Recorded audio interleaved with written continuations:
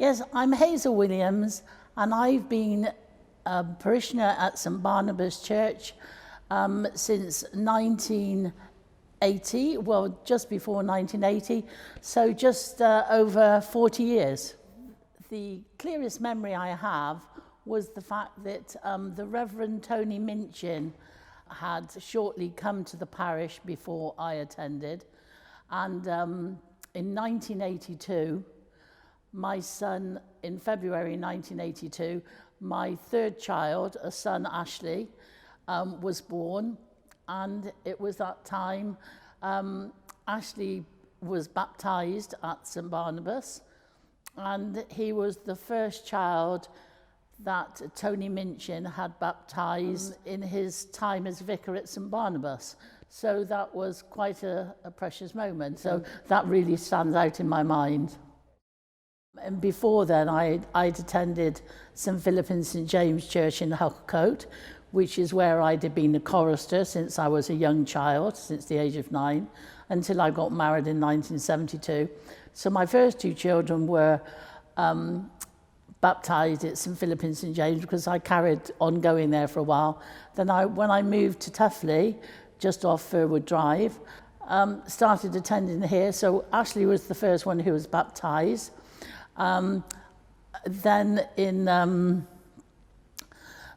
Victoria, my eldest child, was later confirmed here when she was born in the very end of 1974. So when she was about 12, she was confirmed. And then my other son, Matthew, who was born in the end of 1977, he was also confirmed here, both by the Bishop of Gloucester. So that was a special moment.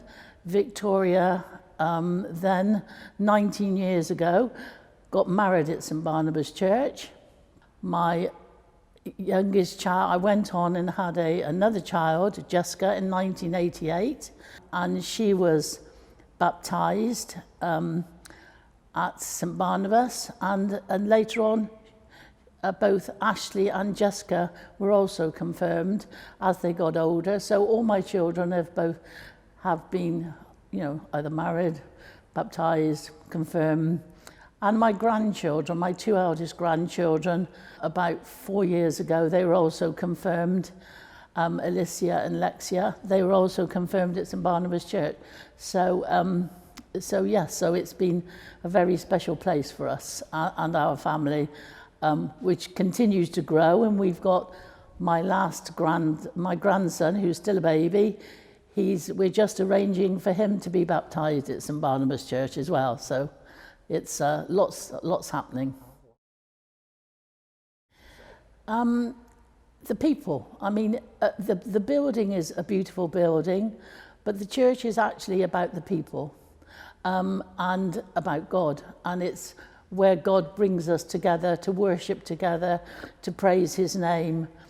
And although we can pray at home, and that's equally as important, reading our Bible, studying in house groups, doing all that, but the community spirit bringing us together in unity to share our love of God in such a beautiful church is what is important. And I look at St Barnabas as a whole, not just as a church, but as a community where all my children have come to this hall here, been to the play group.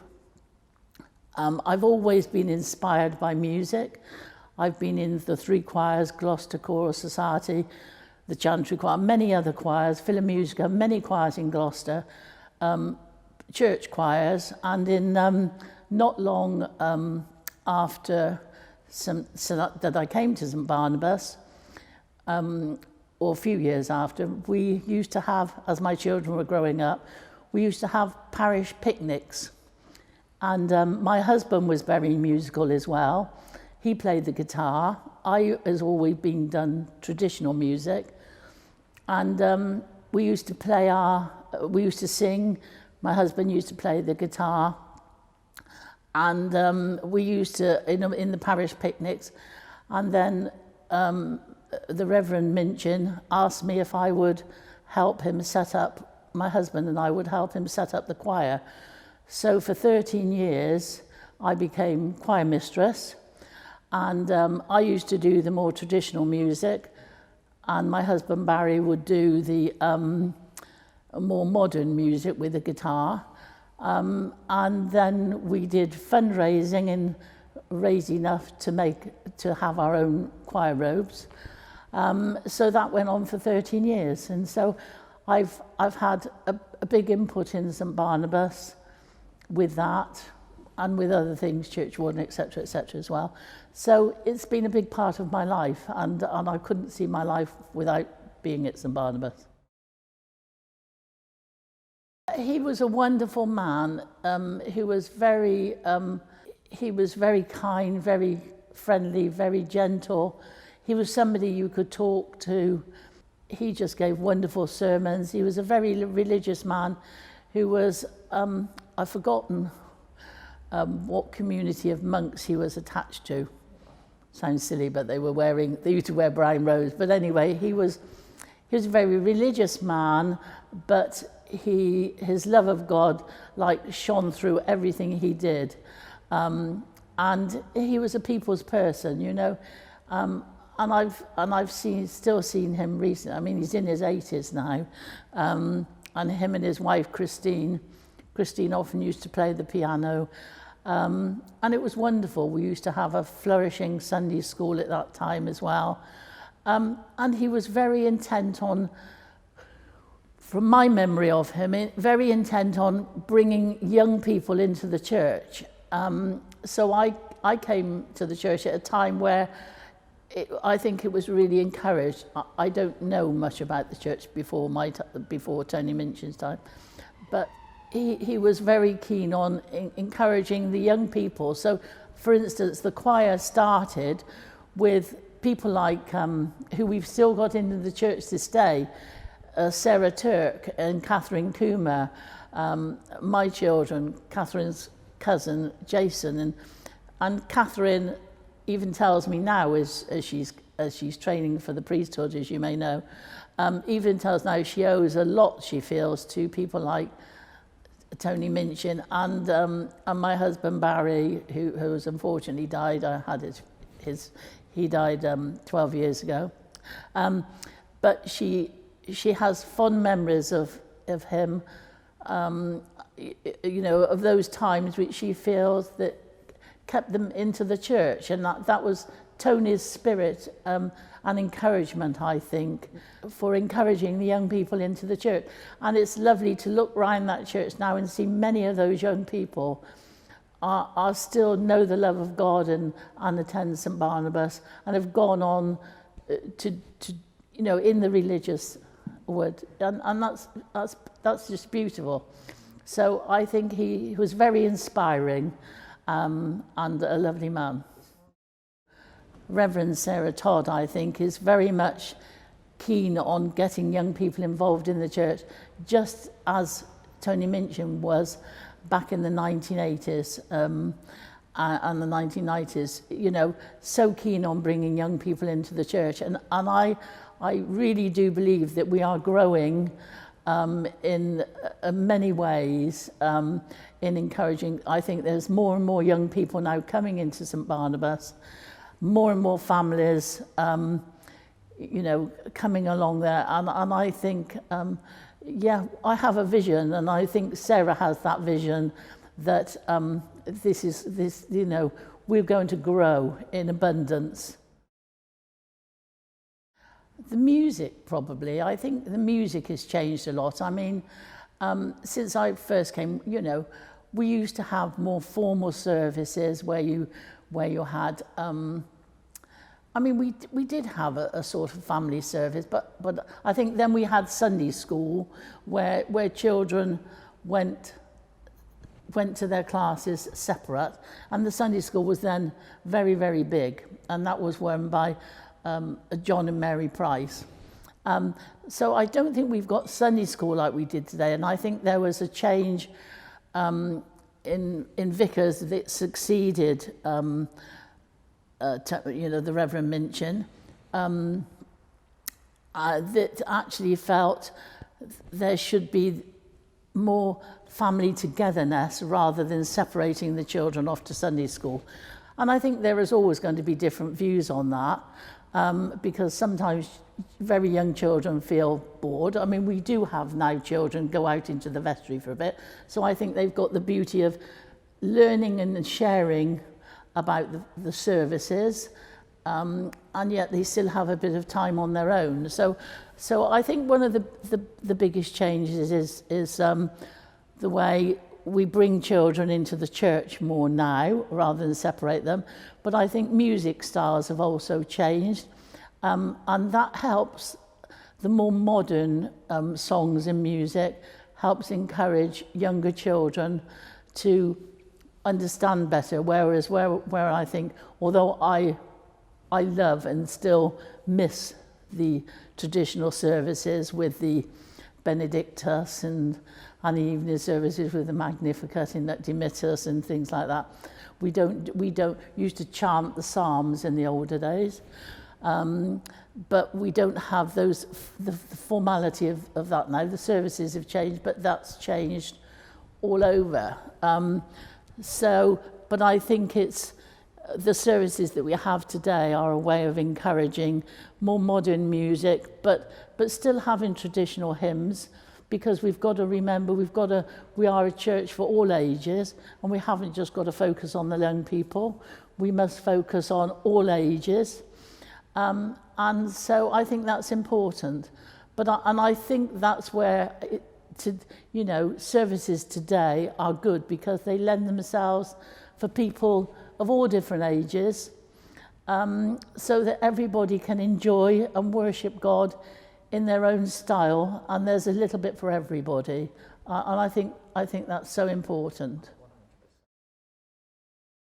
I think we're doing really well. I mean, I think there's still a long way to go, but I think the fact that the Reverend Sarah Todd encourages talents, and that again will encourage young people, because I think God has given us all different gifts, and certainly at this time of the year as we celebrate harvest, I think it's important for us to share our gifts that God has given us, not just in the wonderful abundance of fruit and food where we have to eat, but God has given us wonderful gifts of talents.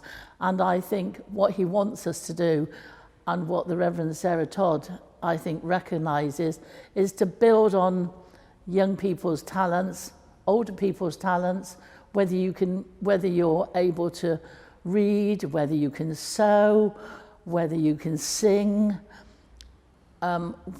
whether you can dance. I mean, my children and my grandchildren have always been, we've been a musical family, but they've very much been their love of dance. And my children, Victoria used to do spiritual dance. My daughter used to do spiritual dance in the church. And I know that's something Sarah's encouraging again, because I think you can express God's love through many different talents. So I would like to see more spiritual dance in the church, but I think Sarah's already done some of that, and that's lovely.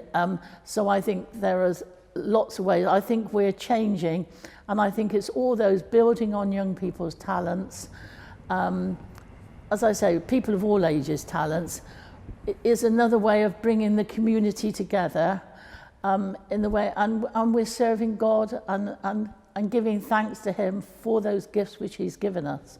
So I think we're moving forward, and I am confident, and I feel very optimistic and excited since the Reverend Todd has been made vicar has become vicar of our parish this year.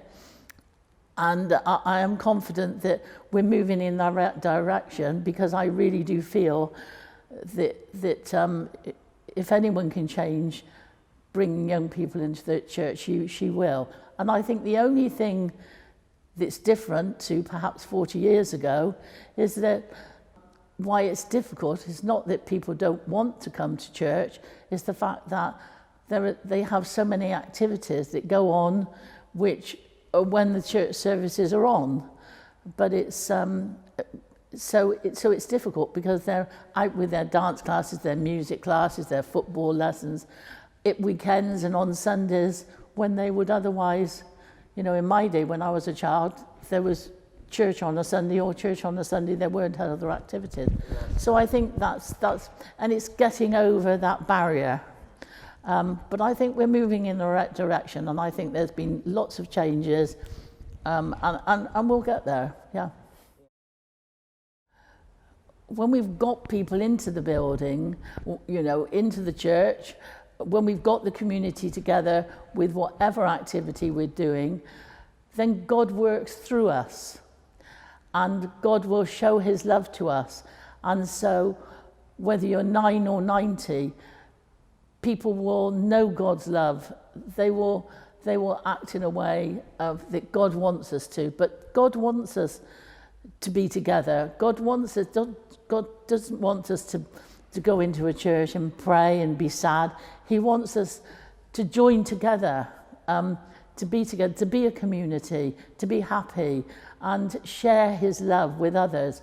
And by being the community, the spirit that I think we're doing at the moment is that we're spreading the love of God. And you know, there isn't the religion in the schools like there used to be.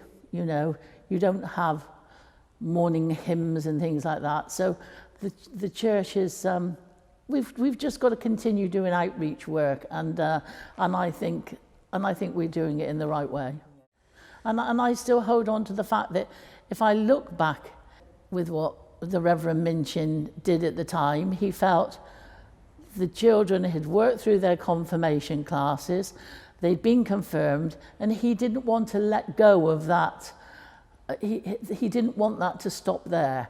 So he thought, how can I keep this interest for these young people, these 11, 12, 13, 14-year-olds, how can I keep their interest in the love of God by following on through that? We won't just stop at confirmation.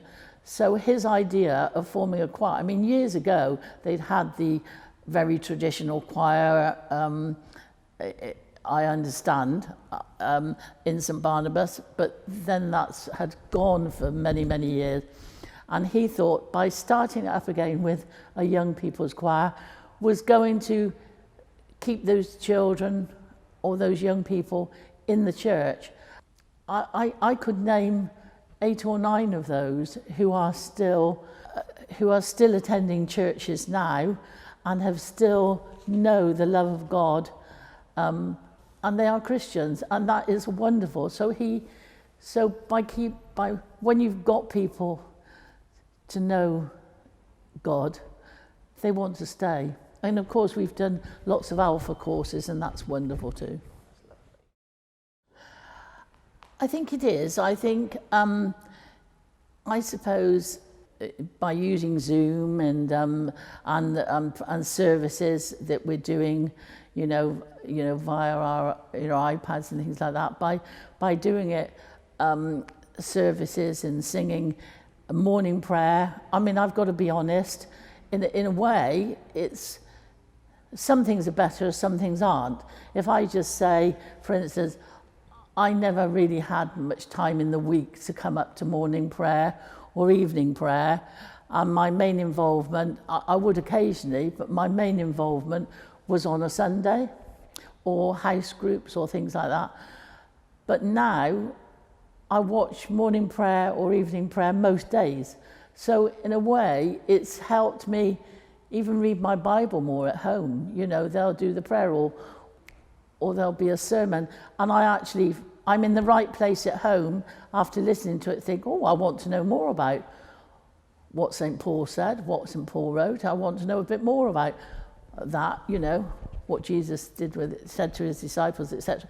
So in a way, it's actually encouraged my faith, you know, and I've been in hospital recently, and it was lovely that I was still able to access services.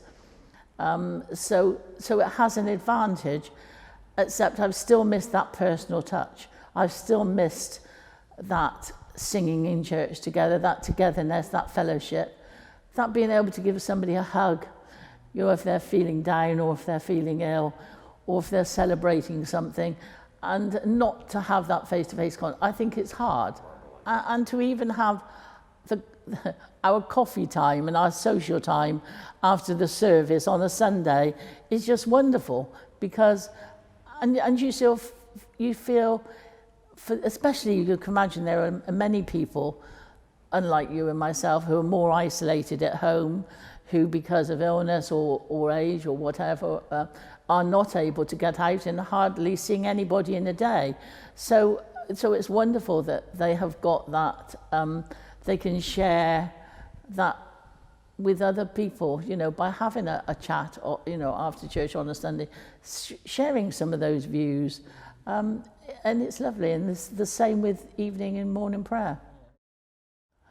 Can't think of just one particular one. I just think there have been many moments, many happy moments, and I would say my only sad time was when my husband died, and we had his funeral here because he died very suddenly of a hemorrhage. So that was very sad. But we had beautiful music.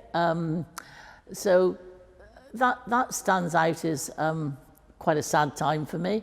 But apart from that, I have far more happy memories, because he also used to be very involved with the church. He was a server as well. I've had very happy memories of, well, it wasn't very long ago, it was only 3 or 4 years ago I was actually a church warden myself.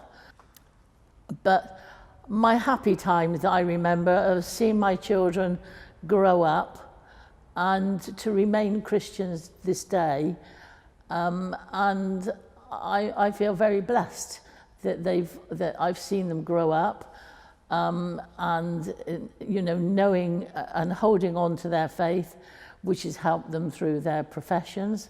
They've all done very well. So very, very many proud moments. And I suppose one certain thing, because all my family have been quite musical, and they've all, 3 of the 4 children have all done performing arts degrees, or dance or performing arts degrees. And we used to put on various different shows in the family, at St Barnabas, like little pantomime, and we did like the Sound of Music once, and we got known as the Williams Von Trapp family, and